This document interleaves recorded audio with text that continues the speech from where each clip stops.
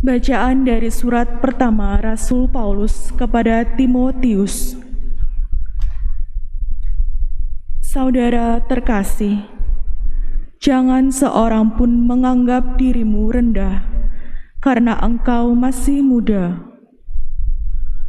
Jadilah teladan bagi orang-orang beriman dalam perkataan dan tingkah laku, dalam kasih, kesetiaan, dan kesucianmu. Sementara itu, sambil menunggu kedatanganku, bertekunlah dalam membaca kitab suci, dalam membangun dan mengajar. Janganlah lalai dalam mempergunakan karunia yang ada padamu, yang diberikan oleh penumpangan tangan sidang penatua disertai nubuat. Perhatikanlah semuanya itu dan hiduplah di dalamnya, supaya kemajuanmu nyata kepada semua orang. Awasilah dirimu dan awasilah ajaranmu. Bertekunlah dalam semuanya itu, karena dengan berbuat demikian, engkau akan menyelamatkan dirimu dan semua orang yang mendengar engkau. Demikianlah sabda Tuhan. Mazmur tanggapan, refren, agunglah karya Tuhan. Refren, agunglah karya Tuhan. Perbuatan tangannya ialah kebenaran dan keadilan. Segala titahnya teguh, perintahnya lestari untuk selama-lamanya. Dilakukan dalam kebenaran dan kejujuran. Refren, agunglah karya Tuhan. Ia memberikan kebebasan kepada umatnya. Ia menetapkan perjanjian untuk selama-lamanya. Kudus dan dahsyatlah namanya. Refren, agunglah karya Tuhan.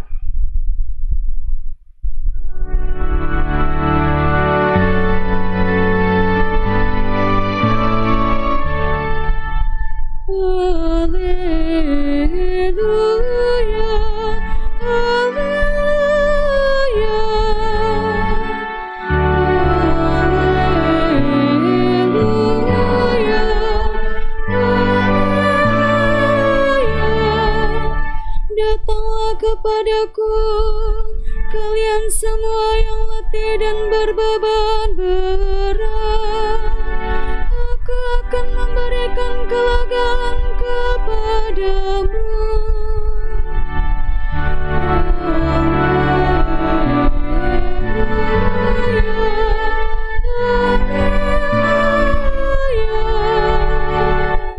Tuhan bersamamu dan bersama rohmu. Inilah Injil suci menurut Lukas.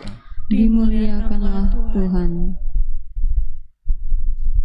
Bab 7 ayat 36 sampai dengan 50.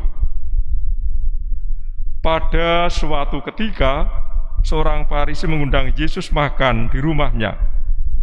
Yesus datang ke rumah orang Farisi itu, lalu duduk makan. Di kota itu ada seorang wanita yang terkenal sebagai orang berdosa.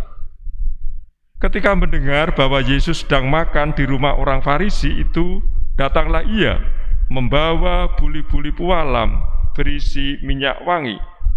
Sambil menangis ia berdiri di belakang Yesus dekat kakinya, lalu membasuh kakinya dengan air matanya dan menyekanya dengan rambutnya. Kemudian ia mencium kaki Yesus dan meminyakinya dengan minyak wangi. Ketika orang Farisi yang mengundang Yesus melihat hal itu, ia berkata dalam hati, seandainya dia ini nabi, mestinya ia tahu siapakah dan orang apakah wanita yang menjamahnya ini. Mestinya ia tahu bahwa wanita ini adalah orang berdosa. Lalu Yesus berkata kepada orang Farisi itu, Simon, ada yang hendak kukatakan kepadamu. Saud Simon, katakanlah guru, ada 2 orang yang berhutang kepada seorang pelepas uang. Yang seorang berhutang 500 dinar, yang lain 50. Karena mereka tidak sanggup membayar, hutang kedua orang itu dihapuskannya. Siapakah di antara mereka akan lebih mengasihi dia? Jawab Simon, aku sangka yang mendapat penghapusan utang lebih banyak. Kata Yesus kepadanya, betul pendapatmu itu. Dan sambil berpaling kepada wanita itu, Yesus berkata kepada Simon, engkau melihat wanita ini, aku masuk ke dalam rumahmu, namun engkau tidak memberi aku air untuk membasuh kakiku. Tetapi wanita ini membasahi kakiku dengan air mata dan menyekanya dengan rambutnya. Engkau tidak mencium aku, tetapi sejak aku masuk, ia tiada henti-hentinya menciumi kakiku. Engkau tidak meminyaki kepalaku dengan minyak, tetapi ia meminyaki kakiku dengan minyak wangi. Sebab itu aku berkata kepadamu, dosanya yang banyak itu telah diampuni, karena ia telah banyak berbuat kasih. Tetapi orang yang sedikit diampuni, sedikit pula ia berbuat kasih. Lalu Yesus berkata kepada wanita itu, dosamu telah diampuni. Orang-orang yang makan bersama Yesus berpikir dalam hati, siapakah dia ini? Maka ia dapat mengampuni dosa. Tetapi Yesus berkata kepada wanita itu, imanmu telah menyelamatkan dikau, pergilah dengan selamat. Demikianlah sabda Tuhan. Terpujilah Kristus. Untuk menangkap pesan Injil yang baru kita dengar tadi, saya bantu dengan 2 pertanyaan. Dengan 1 pertanyaan, siapakah Yesus itu?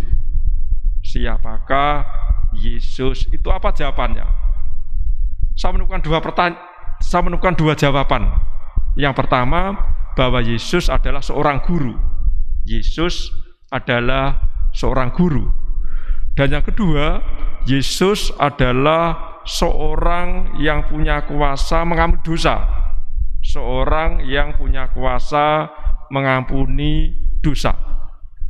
Sebagai seorang guru, Yesus mengajar dengan cerita, dengan dongeng, dengan perumpamaan. Kali ini pendengarnya adalah tuan rumah, orang Farisi bernama Simon.